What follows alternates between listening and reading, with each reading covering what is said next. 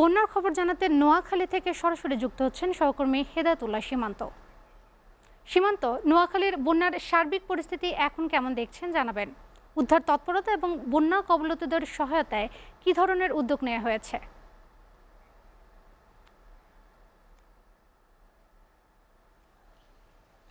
রোধেলা নোয়াখালীর বন্যা পরিস্থিতি বলতে গেলে ফেনীর দাগুরভূঁইয়া আমার রিপোর্টে দেখেছেন যে ফেনীর দাগুরভূঁইয়া শুরু এখন নোয়াখালীর সেনবাগ থেকে একেবারে লক্ষ্মীপুর পর্যন্ত মানুষের যে অবর্ণনীয় দুর্ভোগ এটি বলার অপেক্ষা রাখে না। এত দুর্ভোগ মানুষের এর আগে কখনো পড়েনি। এই অঞ্চলের মানুষ আমরা দেখেছি যে একেবারে প্রত্যন্ত অঞ্চলের মানুষরাই বেশি কষ্টে আছেন। যারা বাড়িঘর থেকে আসতে পারেননি, আটকা পড়েছেন, সেখানে কোনো ধরনের যানবাহনও যাচ্ছে না, যার কারণে কিন্তু যারা আটকা পড়েছেন তারাই কিন্তু বিপাকে পড়েছেন। এবং তারা যে দোতলা বাড়ি আছে সেখানে অনেকগুলো ফ্যামিলি একসাথে বসবাস করছেন, সেখান পর্যন্ত ত্রাণ পৌঁছানোও কিন্তু দুষ্কর হয়ে দাঁড়িয়েছে। অর্থাৎ এতে দুর্গম এলাকা হয়ে গেছে, সেগুলো একেবারে ভিতরে প্রবেশ করাই একেবারে দুর্বিষহ হয়ে পড়েছে মানুষের পক্ষে।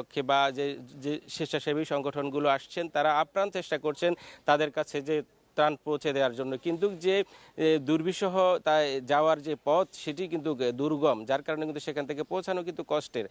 এখানে কিন্তু বিভিন্ন স্পিড বোট সহ নৌযান বেশি প্রয়োজন। এই মুহূর্তে আমরা দেখেছি যে একেবারে দুর্গম এলাকা কেউ যেতে পারছে না, কোনো ধরনের যানবাহন ঢুকতে পারছে না।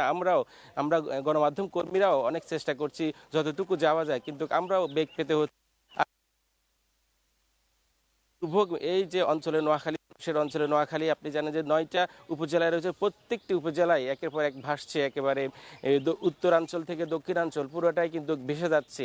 মানুষের আসবাবপত্র থেকে শুরু করে ঘরে কোনো কিছুই কিন্তু তাদের শেষ নেই, পুরোটাই কিন্তু একেবারে ভেসে গেছে। আমরা দেখেছি যে এই অবস্থায় এই অবস্থা থেকে কবে নাগাদ মানুষ নিস্তার পাবে সেটিরও কোনো এখন পর্যন্ত নিশ্চয়তা নাই। আমরা জেনেছি যে যে এখানকার নোয়াখালীর একটা মুসাপুর বাঁধ রয়েছে, সেটি সুইচ গেট, সেটিও ভেঙে গেছে, যার কারণে কিন্তু জোয়ারের পানি আরও বেশি ধাবিত হচ্ছে নোয়াখালীর দিকে, যার কারণে কিন্তু মানুষের আরও দুর্ভোগ বাড়বে বলে আমরা আশঙ্কা করছি। সেই দুর্ভোগের সাথে মানুষ কিভাবে পাল্লা দিয়ে বেঁচে থাকবে সেটি বিষয় এখন হয়ে দাঁড়িয়েছে। অর্থাৎ মানুষের এই বন্যার পরপরই আরও চ্যালেঞ্জ বেড়ে যাবে এসব অঞ্চলের মানুষের, তারা ঘুরে দাঁড়ানোর। রোদেলাই ছিল আমার কাছে নোয়াখালী থেকে বন্যা পরিস্থিতির সর্বশেষ।